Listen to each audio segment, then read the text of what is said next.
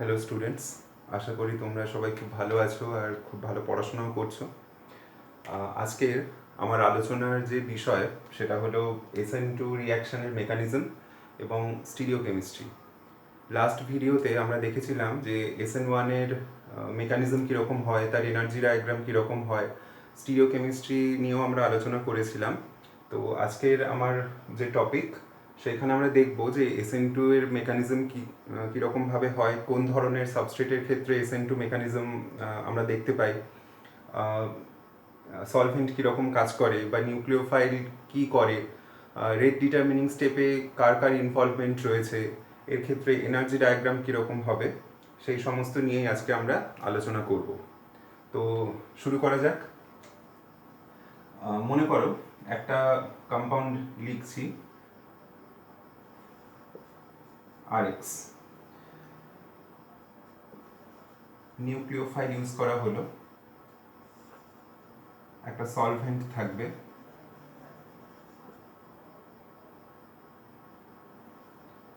Solvent হতে হবে পোলার অ্যাপ্রোটিক নেচারের, পোলার অ্যাপ্রোটিক সলভেন্ট হতে হবে। হলে এইখানে প্রোডাক্ট তৈরি হলো আর তার সাথে লিভিং গ্রুপ।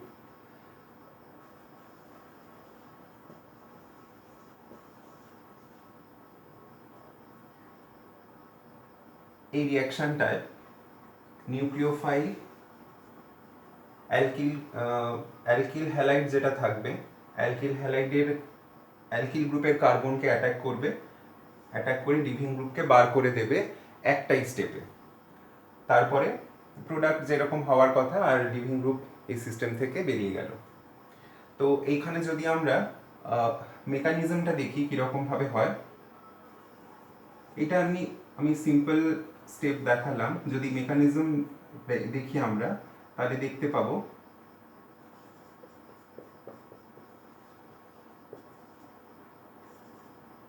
নিউক্লিওফাইল লিভিং গ্রুপের ব্যাক সাইড থেকে অ্যাটাক করছে, তাহলে এখানে হচ্ছে back side attack by nucleophile. Back side attack বলতে কি, লিভিং গ্রুপ যেদিকে থাকবে তার অপোজিট দিক থেকে নিউক্লিওফাইল এই কার্বন অ্যাটমকে অ্যাটাক করবে। ব্যাক সাইড কথার মানে হচ্ছে তাই। লিভিং গ্রুপ যেদিকে রয়েছে, একটা অ্যালকিল হ্যালাইডে কার্বন পরমাণুর সঙ্গে লিভিং গ্রুপ যেদিকে থাকবে তার অপোজিট ডিরেকশন দিয়ে, লিভিং গ্রুপের অপোজিট ডিরেকশন দিয়ে নিউক্লিওফাইল অ্যাপ্রোচ করবে ওই কার্বন অ্যাটমটাকে অ্যাটাক করার জন্য। তাহলে এখানে একটা ট্রানজিশন স্টেট আমরা পাবো। এই বাঁ দিকে নিউক্লিওফাইল থাকবে, নিউক্লিওফাইলের সঙ্গে অ্যালকিল গ্রুপের বন্ড ফরমেশন, একই সঙ্গে এদিকে লিভিং গ্রুপের থেকে bond dissociation, del minus del plus, del plus হচ্ছে কার্বনের ওপরে, ডেল মাইনাস লিভিং গ্রুপ, আবার এদিকে নিউক্লিওফাইলের ওপরেও ডেল মাইনাস। এই সাইনটা আমরা ইউজ করি অ্যাক্টিভেটেড স্টেট বোঝানোর জন্য। তো এটা হলো ট্রানজিশন স্টেট।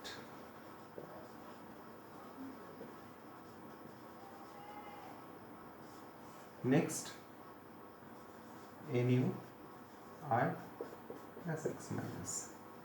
সো এটা হচ্ছে আমাদের অ্যাকচুয়াল মেকানিজম। তাহলে দেখো যে SN2 রিঅ্যাকশনটা কিন্তু একটা স্টেপেই হয়ে গেল।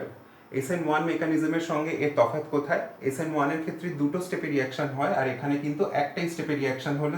যেহেতু একটা স্টেপে হচ্ছে, তাই ট্রানজিশন স্টেটও আমরা এখানে একটাই পাবো। তো এইটাকে যদি আমরা এনার্জি প্রোফাইল ডায়াগ্রামে প্রেজেন্ট করি তাহলে দেখতে কীরকম হবে, তো সেইটা এবার দেখা যাক।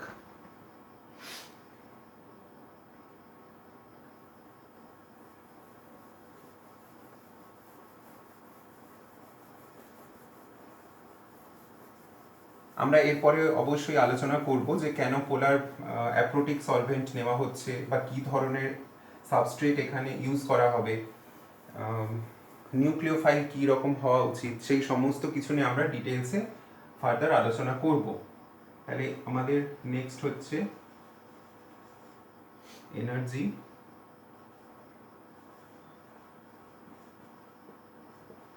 প্রোফাইল।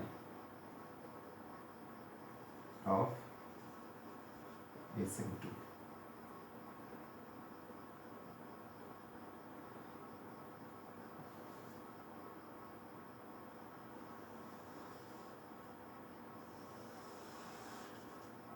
SN2 এর এনার্জি প্রোফাইল খুব সিম্পল, কারণ এইখানে আমরা একটা ট্রানজিশন স্টেট পাবো, তাই একটাই পিক হবে।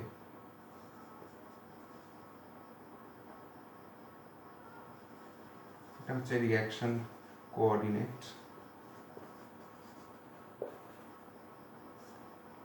এখানে যদি RX আর নিউক্লিওফাইল থাকে,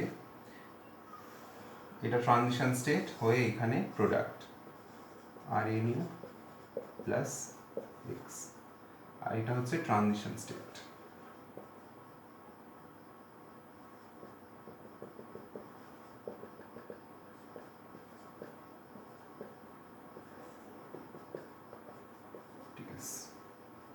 So this is the energy profile diagram for SN2. খুব simple energy profile diagram, because একটাই ট্রানজিশন স্টেটের মাধ্যমে বিক্রিয়াটা যাচ্ছে। এবার আমরা রিঅ্যাকশন মেকানিজম থেকে আগেরবার যেরকম SN1 এর ক্ষেত্রে কিছু পয়েন্টস বের করেছিলাম, যে রিঅ্যাকশনটার ফিচার্স কী কী আছে, তো সেই রকমভাবেও SN2 এর ক্ষেত্রে আমরা একই ফিচার্স বার করতে পারি। তো দেখে নেওয়া যাক এর ক্ষেত্রে কী কী ফিচার্স আছে।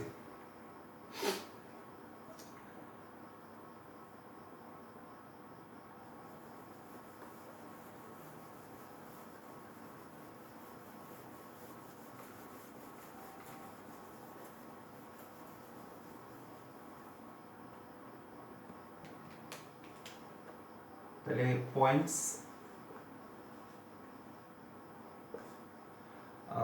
যেমন দেখো মেকানিজমটা যদি বুঝে থাকো তাহলে দেখতে পাবে যে ফার্স্ট পয়েন্ট হিসাবে আমরা বলতে পারি SN2 মেকানিজম বা SN2 রিঅ্যাকশন একটা স্টেপে হয়। তাহলে ফার্স্ট পয়েন্ট আমাদের এখানে কি হবে, যে এটা হলো one step reaction, one step reaction. Second point কি হতে পারে, সেকেন্ড পয়েন্ট হচ্ছে দিস ইজ বাইমলিকিউলার,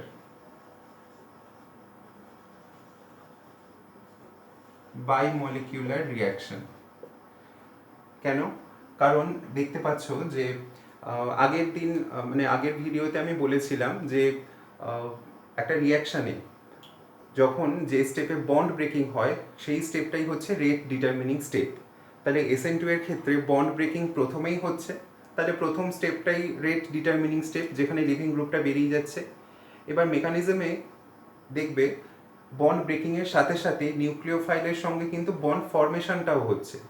তাহলে এই বিক্রিয়ার রেট দুটো জিনিসের ওপরে কিন্তু ডিপেন্ড করে, এক হচ্ছে সাবস্ট্রেট আর দুই হচ্ছে nucleophile.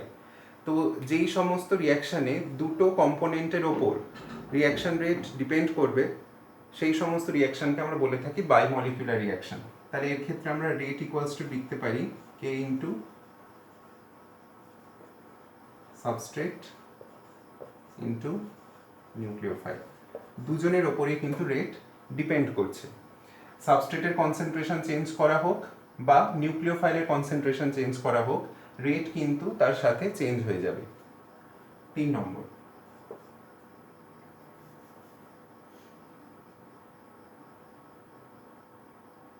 less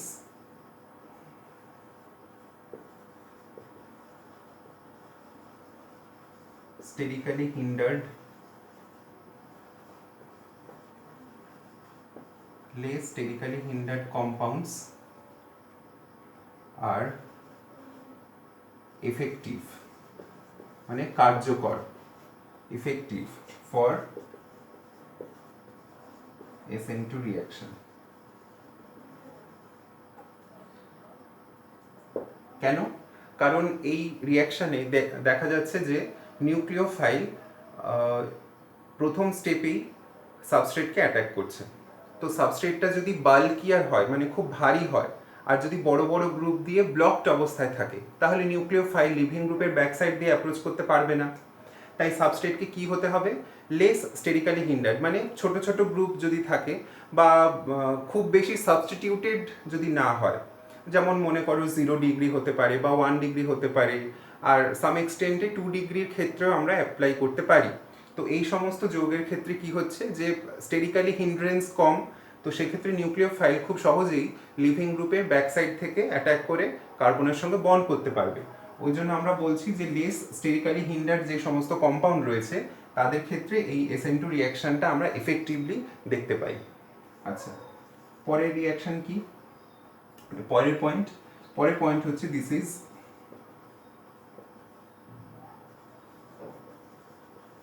stereo specific reaction. Stereo specific reaction মানে এখানে স্টিরিও কেমিস্ট্রি একটা ডিটারমাইন্ড স্টিরিও কেমিস্ট্রি আমরা পাই। সেইটা আমি যখন এরপরে অরবাইটাল পিকচার দেখাবো তখন তোমরা ভালো বুঝতে পারবে, কিন্তু মেকানিজমটা যদি একটু দেখো তাহলে তোমরা বুঝতে পারবে আগে থেকেই যে SN2 এর ক্ষেত্রে কি হচ্ছে। একটা সাবস্ট্রেট ইনিশিয়ালি ধরো কোনো একটা স্টিরিও কেমিস্ট্রি নিয়ে বসে আছে, সেটা প্লাস স্টিরিও কেমিস্ট্রি হোক বা মাইনাস স্টিরিও কেমিস্ট্রি হোক। নিউক্লিওফাইল SN2 রিয়াকশনে কি হচ্ছে, লিভিং গ্রুপ যেদিকে রয়েছে তার অপোজিট ডিরেকশন থেকে অ্যাটাক করছে। তাহলে কার্বনের সঙ্গে লিভিং গ্রুপ বাদে তো আরও 3টে গ্রুপ আছে, তো সেই 3টে গ্রুপের তো কোনো রকম বন্ডের ওরিয়েন্টেশন চেঞ্জ হচ্ছে না। লিভিং গ্রুপ যেদিকে রয়েছে, আমি যদি এখানে খুব সিম্পল একটা স্ট্রাকচার শো করি, ধরো এইটা হচ্ছে লিভিং গ্রুপ। এবার নিউক্লিওফাইল যখন এই কার্বনটাকে অ্যাটাক করছে তখন কি হচ্ছে, ধরো এই যে সাবস্ট্রেটটা রয়েছে এই সাবস্ট্রেটটার স্টিরিও কেমিস্ট্রি হচ্ছে প্লাস, মানে আলোকে ক্লকওয়াইজ রোটেট করাতে পারে। মনে করো নিউক্লিওফাইল যখন কার্বনকে অ্যাপ্রোচ করছে তাহলে লিভিং গ্রুপের উল্টো দিক থেকে আসছে, এসে এই লিভিং গ্রুপটাকে বের করে দিল। বের করে দেওয়ার পর যে স্টিরিও কেমিস্ট্রিটা পেলো সেটা কি হয়ে গেল, টোটালি ঘুরে গেল, ঘুরে গিয়ে এরকম হলো। তাহলে এইটার সঙ্গে এইটার স্টিরিও কেমিস্ট্রির কি ফারাক হলো, এটা যদি প্লাস হয় তাহলে এটা তো তার মিরর ইমেজের মতো ওরিয়েন্টেশন পেলো, তো অবভিয়াসলি এটা মাইনাস হবে। মানে প্লাস কম্পাউন্ড নিয়ে যদি আমি SN2 রিয়াকশন করাই তাহলে মাইনাস পাবো, মানে ইনভার্সন হয়ে যাবে। তাই জন্য স্টিরিও স্পেসিফিক বলা হচ্ছে, মানে একটা নির্দিষ্ট স্টিরিও কেমিস্ট্রি বিশিষ্ট যৌগ আমরা পাবো, যেটা SN1-এ হচ্ছিল না। SN1-এ কিন্তু দুরকম স্টিরিও কেমিস্ট্রি বিশিষ্ট যৌগ উৎপন্ন হচ্ছিল। তাই জন্য এখানে আমরা বলতে পারি, এটা থেকে বলতে পারি যে ইনভার্সন হয়ে যাচ্ছে, inversion of configuration, inversion of configuration হচ্ছে SN2 এর ক্ষেত্রে। ওকে, এরপরে আমি অরবাইটাল পিকচার দেখাবো, তখন জিনিসটা আরেকটু তোমাদের ক্লিয়ার হবে। Okay, fifth point and the final point, এটা ভীষণ ইম্পর্টেন্ট একটা point. In this reaction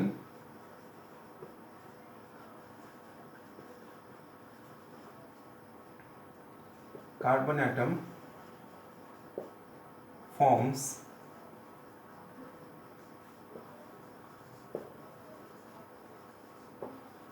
pentavalent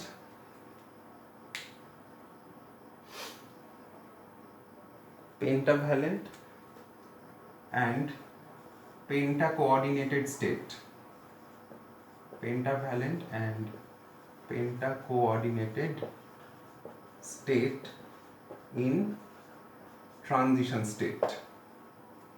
transition স্টেটে কার্বনকে আমরা পেন্টাভ্যালেন্সি স্টেট শো করতে দেখতে পাই, যেখানে একই সঙ্গে 5জন গ্রুপ বা 5জন সাবস্টিটিউয়েন্ট কার্বনের সঙ্গে অ্যাটাচড রয়েছে। ঠিক আছে, তাহলে এবারে অরবাইটাল পিকচারটা দেখা যাক, দেখলে তোমরা এই কয়েকটা পয়েন্ট বুঝতে পারবে আরো ক্লিয়ারলি।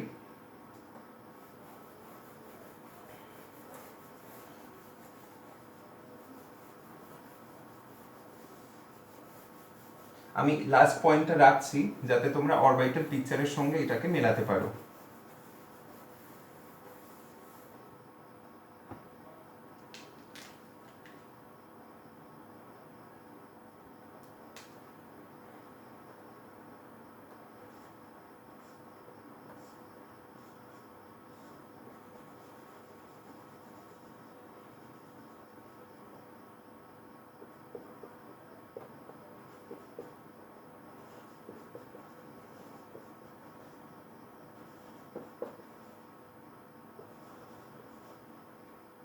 ধরো এই একটা কম্পাউন্ড আছে, এটা লিভিং গ্রুপ। তো অরবিটালি যদি দেখানো হয় তাহলে আমি শুধুমাত্র লিভিং গ্রুপ যেখানে রয়েছে সেইটার অরবিটালটাকেই আঁকছি, বাকিগুলো আঁকছি না, কারণ বাকিগুলোতে কোনো চেঞ্জ হয় না।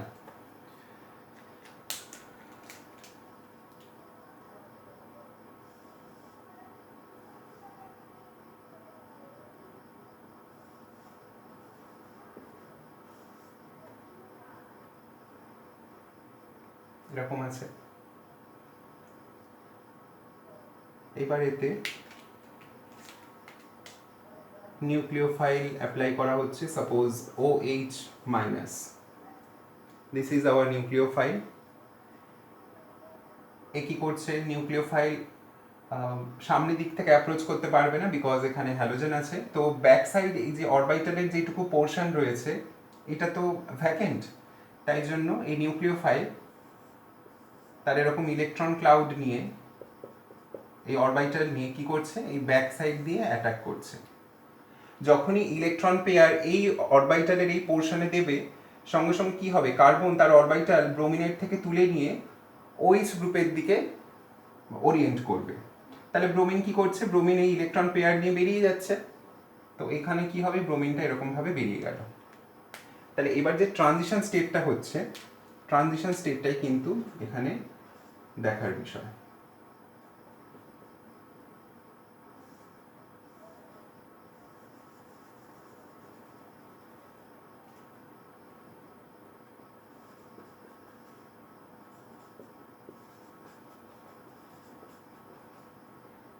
এইটা কিন্তু একই প্লেনে আছে, একটু বোঝার চেষ্টা করবে ঠিক করে। আমি 3 ডাইমেনশনালি এখানে দেখানোটা পসিবল নয়, তাও আমি চেষ্টা করছি তোমাদের যাতে বোঝানো যায়।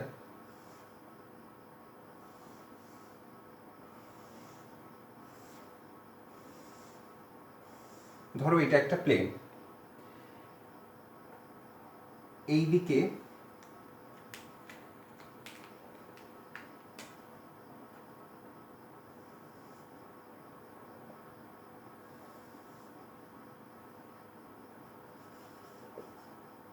ব্রোমিনের অরবিটাল রয়েছে আর এইদিকে রয়েছে OH গ্রুপের অরবিটাল। মানে এখানে কি হচ্ছে, ইলেকট্রন নিয়ে বেরিয়ে যাচ্ছে ব্রোমিন, আর এখানে OH ইলেকট্রন পেয়ার কার্বনে দিচ্ছে। ঠিক আছে, এই প্লেনের পেছন দিকে কিন্তু কার্বনের অরবিটালটা রয়েছে। তাহলে বেরিয়ে যাচ্ছে যখন, এটা ডেল মাইনাস হবে, আর OH যখন ইলেকট্রন তার ইলেকট্রন পেয়ার দিচ্ছে, এটা ডেল মাইনাস, আর কার্বন এইখানে ডেল প্লাস, কারণ এখন পার্টিকুলারলি কারোর সাথে, এই দুজনের কারোর সাথেই পারফেক্ট বন্ড তৈরি হয়নি, একদিকে ভাঙছে আর একদিকে তৈরি হচ্ছে, ওই জন্য ডেল প্লাস। তাহলে দেখো এখানে কিন্তু একই সঙ্গে 5 জন রয়েছে, এই তিনটে যেরকম ছিল সেরকম তো থাকছেই, ব্রোমিনও কিন্তু সামহাউ অ্যাটাচড রয়েছে, আর এদিকে OHও অ্যাটাচমেন্ট তৈরি করছে। So this is the pentavalent and penta-coordinated state of carbon observed in transition state of SN2.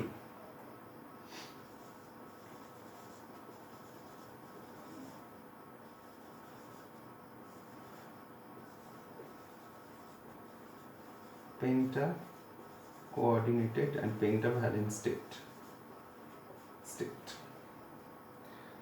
এরপরে যখন আমরা প্রোডাক্টটা পাবো, সেখানে কি হলো,